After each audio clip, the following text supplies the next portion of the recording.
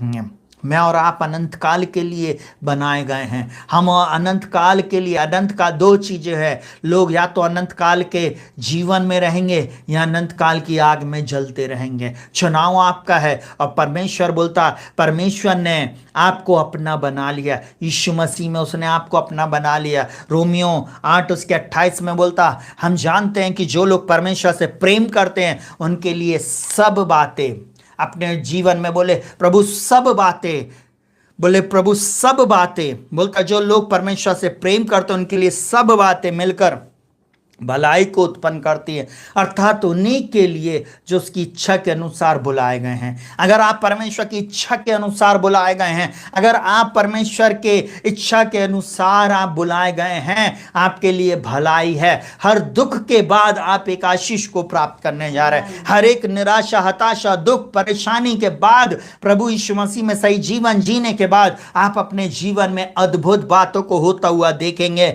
इस बात को आप नोट डाउन कर ले। कोई दुनिया की शक्ति आपकी आशीष को रोक नहीं सकती, क्योंकि वो परमेश्वर, उसने आपको पहले से चुन लिया। उसने आपके लिए एक अद्भुत योजना को बनाया और उस योजना को वो पूरी करने जा रहा है। अपने जीवन से निराशा और हताशा को अलग कर दें। जब आप पूर्ण पराजित होने लगे, जब आपको ऐसा लगे अब मैं आज बहुत डिप्रेशन में हूं, बस यही मैसेज को सुनना और बोलना, प्रभु आपका धन्यवाद, आपने मुझको अपना लिया है। प्रभु आपने मेरा चित्र अपनी हथेली पर खोदा है। मैं आप लोगों को एक बात को बोलूं, जिस डिपार्टमेंट में मैं काम करता हूं, जिस जगह पे मैं काम करता था, एक समय ऐसी परिस्थितियों से होकर गुजरा। अपनों ने, परायों ने, सब ने बहुत बुरा व्यवहार किया। सब तरफ चर्चा ही चर्चा, सब तरफ दोषी लगाना, सब तरफ गलत बातें।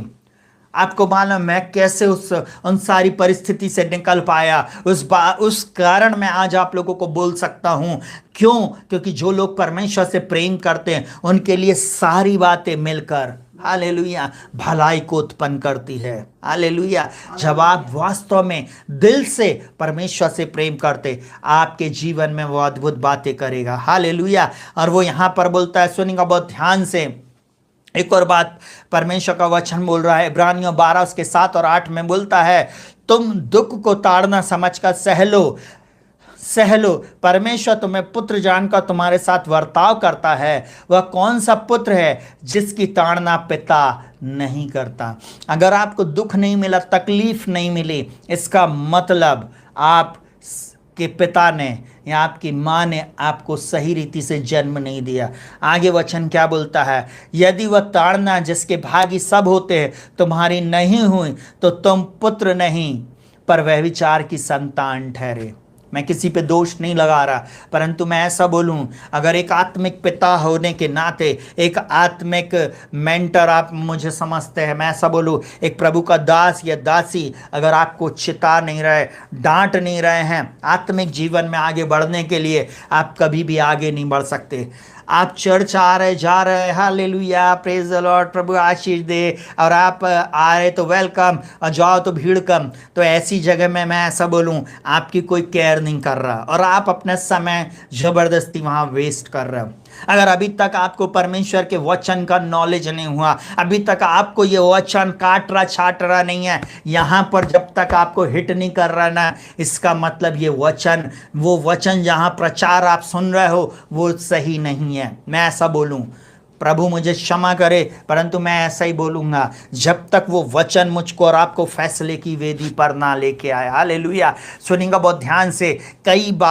कई बार जब एक कुम्हार जब मिट्टी का लोंदा लेता है, उससे जब किसी प्रकार के, वो कहना चाहिए, अलग अलग पात्र को बनाना शुरू करता, तो उस मिट्टी के उस लौंदे को, कहना चाहिए, उसको बहुत गूंथता रहता है। जैसे आटे को गूंथते हैं वैसे ही उसको बहुत देर तक उसके पैर से, कहना चाहिए, कुचलता रहता है। और उसके अंदर में जितने कट कंकड़ गिट्टी पत्थर जितनी चीजें होती उसको निकालते जाता अलग करते जाता है। वैसे कई बार हमें भी कई बार परमेश्वर मारता कूटता बनाता है, कई बार वो हमें दुख रूपी भट्टी से लेकर जाता है ताकि वो हमको शेप दे, आकार दे। जब हम उन बातों को सहना सीख लेते, जब उन बातों को हम अपने जीवन में उनके विरुद्ध में हम प्रतिक्रिया करना बंद कर देते, जब हम परमेश्वर को पूर्ण रीति से सरेंडर कर देते, कुड़कुड़ाना बुड़बुड़ाना और नाना प्रकार के दोष लगाना सारी बातें हमारे इस जीवन से निकल जाती,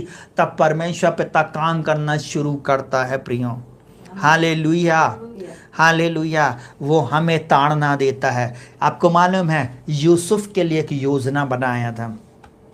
यूसुफ के तो उसके अपने सगे भाइयों ने उसके साथ बुरा व्यवहार किया, उसके सगे 10 भाइयों ने उसके कपड़े को उतार लिया और उसको कुएं में फेंक दिया। सबसे पहले तो उसको मारने की योजना बनाई, फिर उसके बाद उसको कुएं में ढकेल दिया, गड्ढे में डाल दिया और उसके बाद उसको बेच दिया। वही यूसुफ बंदी गृह में डाला गया।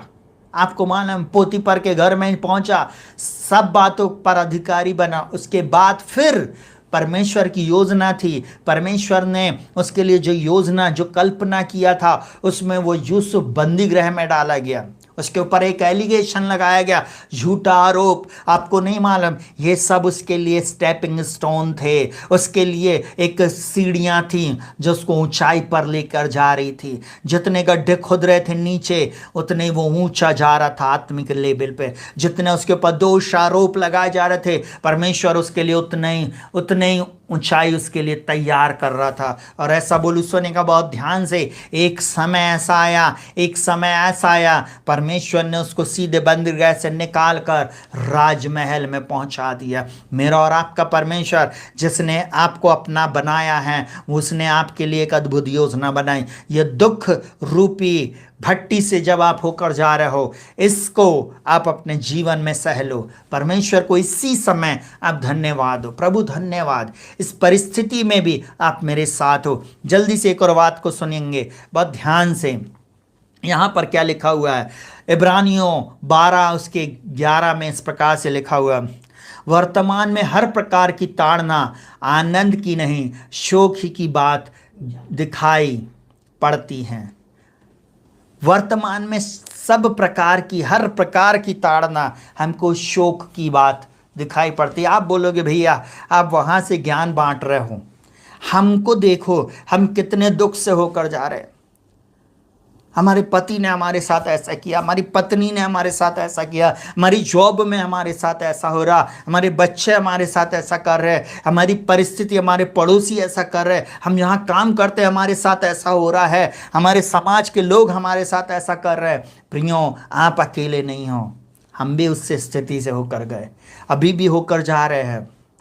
परंतु मैं एक बात को बताऊं, ये हमें ताड़ना लगती है, शोक की बात लगती है, तो भी जो उसको सहते सहते पक्के हो गए, बाद में उन्हें चैन के साथ धर्म का प्रतिफल मिलता है। आपको एक बात बताऊं, अगर आपके जीवन में ये ताड़ना नहीं रुक रही है, ये प्रॉब्लम नहीं रुक रही है और आप यीशु मसीह में हैं, आपको एक बहुत बड़ा मुकुट मिलने वाला, बहुत बड़ा प्रतिफल मिलने वाला है। आप एक आशीष को पाने जा रहे हो, सबसे बड़ी आशीष को आप पाने जा रहे हो। आप इसको हल्की बात नहीं समझे। हालेलुया। हाँ बोलता, धन्य वह मनुष्य जो परीक्षा में स्थिर रहता है, क्योंकि वह खरा निकलकर जीवन का मुकुट पाएगा। याकूब 1 उसके 12 में बोलता है, जीवन का मुकुट पाएगा जिसकी प्रतिज्ञा प्रभु ने अपने प्रेम करने वालों से की है। वो परमेश्वर आपसे प्रेम करता है। हालेलुया। उसने आपको अपना बनाया है, आप एक मुकुट धारी हो, आपको एक क्राउन मिलने वाला है, वो क्राउन जो कभी मुरझाएगा नहीं। Hallelujah hallelujah.